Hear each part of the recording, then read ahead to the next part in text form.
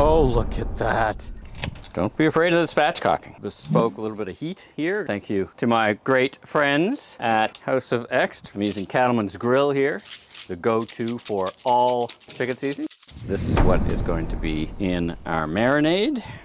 So these are all from the father-in-law's garden. Of course, we don't have a Portuguese father-in-law who has a wonderful garden. Sorry for you. Aww. I want it nice and garlicky, so I'll put in 3 big buds of garlic. Look at that juice coming out of there. Let's go. And now we take our chicken and simply marinate, marry the two together. Ah!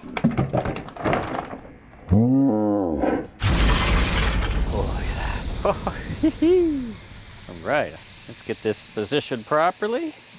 Oh, look at that. Beautiful. Check out that chicken. Bon appetit, everyone. Delicious.